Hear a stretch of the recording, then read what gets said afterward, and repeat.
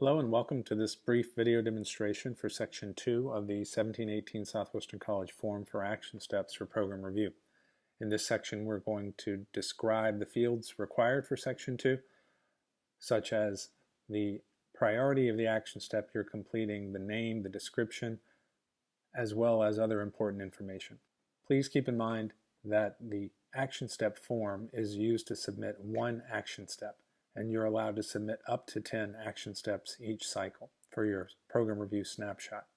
After all your action steps have been submitted by the deadline, these action steps will be compiled into a program review snapshot for you. The first field in Section 2 asks you to indicate what the priority of this particular action step is.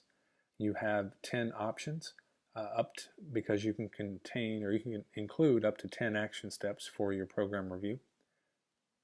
All you have to do is select what priority this particular action step is from the choices available. When you're ready, you can move on to the name of the action step. The name of the action step is a brief umbrella term which helps you in a shorthand way refer to the action step you wish to accomplish. A good rule of thumb is to keep the action step name under 5 or 6 words and to make sure that it is unique when compared to other action steps. In the description area for the action step, you want to include information that will help you write a SMART action step. We use the acronym SMART, S-M-A-R-T, at Southwestern College to describe action steps that are written effectively.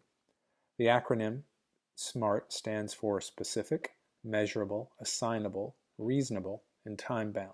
In this case, you'll want to write an action step description which is specific to the actions you intend to take in service to this action step, any quantifiable, measurable ways in which you can measure the success of the action step or establish the goals you hope to achieve.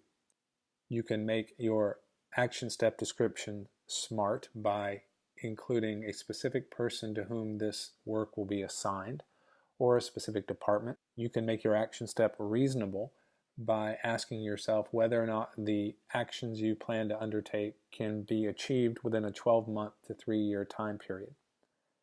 And establishing that time period is very important.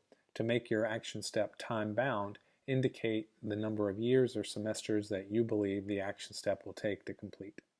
After you've completed a SMART description, you can include more information about the implementation and assessment of your action step.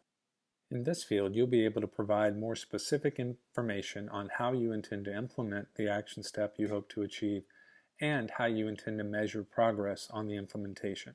In this section, please be specific and provide the names and a timeline for when steps in the action step will be completed, and also indicate quantifiable ways in which you can measure progress.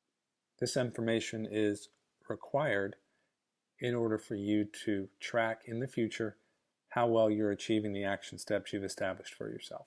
And finally, in Section 2, you'll be asked to indicate the status of this particular program review action step.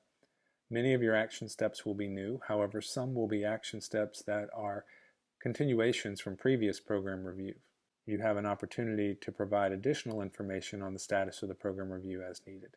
This concludes this brief demonstration of Section 2 of the Action Step Form for Program Review. There are more videos available at the Institutional Program Review Support Materials website.